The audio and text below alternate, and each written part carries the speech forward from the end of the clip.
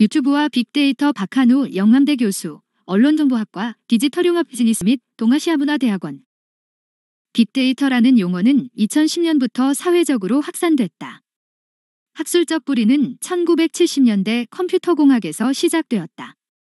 그 당시에 빅데이터는 자료 처리 방법에 나오는 사소한 용어에 불과했다.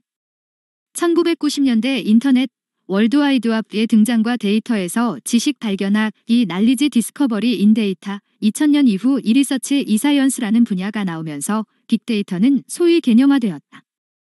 2011년에 세계 최고 학술지인 사이언스가 빅데이터 특별호를 발행하고 2013년에 옥스퍼드 영어사전이 빅데이터를 등재하였다. 빅데이터란 크다 뜻이 가장 중요하지만 인간의 마음, 인식, 행동 등과 관련된 복잡하고 다양한 신호들이라는 의미도 담겨 있다. 특히 빅데이터는 사람들의 이동 흐름과 상호작용과 연관되어 과거에 중요하게 분석되지 않았던 구조화되지 않은 즉 비정형화된 디지털 데이터이다. 홈페이지 등에서 온라인 자료들을 긁어서 모으는 웹마이닝, 사람들이 서로의 의견과 느낌을 교류하는 소셜미디어, 사람들의 실시간 관심을 알려주는 검색 트렌드, CCTV, 위성사진, 드론 촬영 등의 영상 정보, 신용카드를 사용하면서 남기는 거래 데이터, 항상 휴대하는 스마트폰에서 발생하는 모바일 신호 등이 대표적인 사례이다. 데이터를 수집하는 방법도 소프트웨어와 사물인터넷, IoT의 센서를 통한 자동화된 방법부터 일반인들이 자발적으로 정보를 수집하여 기부하는 크라우드 소싱까지 다양하다. 세계 전체적으로 외부에서 수집 가능한 빅데이터의 약 절반가량이 사회관계망 서비스 즉 소셜미디어에서 생성되고 있다. 여러 미디어 가운데 유튜브는 빅데이터의 주요한 출처가 되고 있다.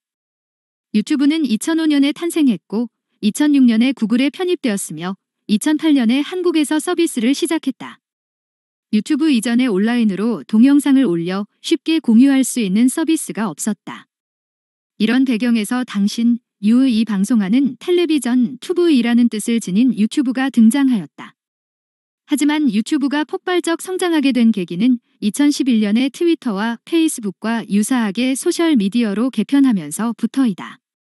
구글은 유튜브를 더 이상 공짜 동영상을 보기만 하는 곳이 아니라 구독하기, 댓글 달기, 추천 동영상 등 사람들이 쉽게 관계를 맺고 적극 참여가 가능하도록 들었다.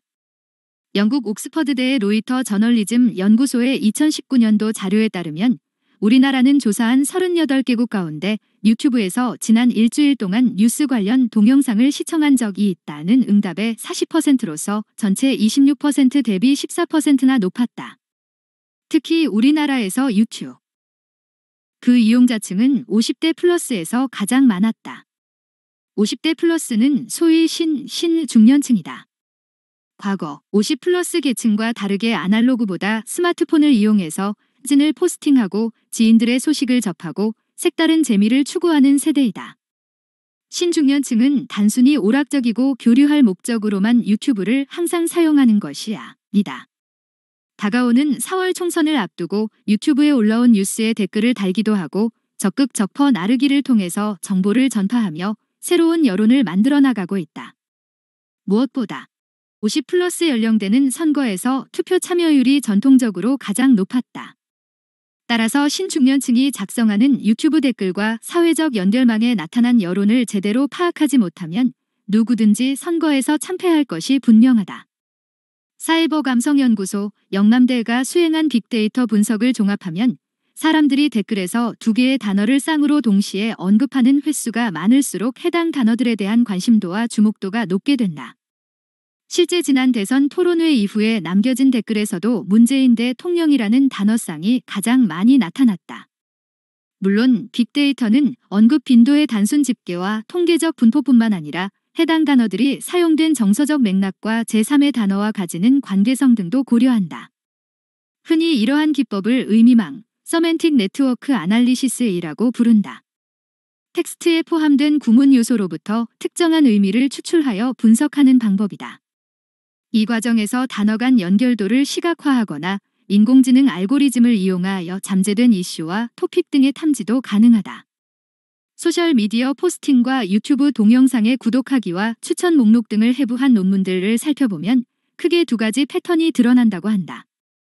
비슷한 생각과 가치를 가진 사람들과 집합적, 컬렉티브로 모이는 허딩 유형과 자신과 다른 이념의 사람들과도 의사소통하면서 느슨한 연대를 커넥티브 취하는 유형이다.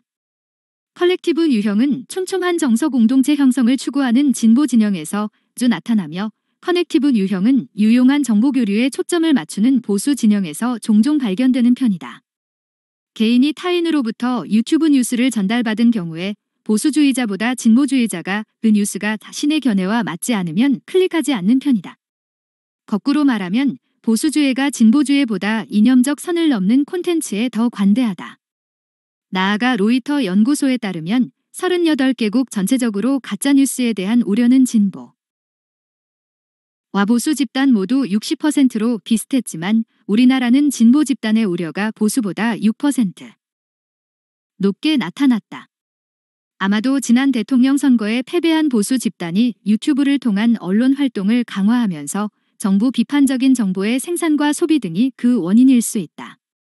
나아가 보수적 유튜브 채널들이 진보 채널보다 상대적으로 이질성이 강한 익명의 다수를 대상으로 콘텐츠를 제작하여 확산하고 있다. 구독자와 조회수를 높이기 위해서 선정적 뉴스도 유통되면서 시청 시간도 길어지고 있다.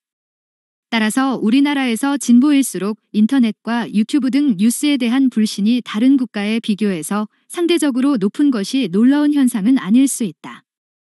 지금까지 빅데이터와 관련해서 유튜브의 역할 및 중요성과 함께 수집 가능한 데이터가 무엇이며 분석 방법론과 주요 결과 등을 살펴보았다. 최근에 인공지능을 이용한 소위 딥페이크, 디프페이크 기술로 만들어진 허위 동영상도 유튜브에 올라오고 있다. 진짜와 구분하기 힘든 가짜 인물로 구성된 영상은 연성화된 인포테인먼트 패러디 뉴스로 재탄생하면서 빅데이터의 풀기 어려운 문제로 부상했다.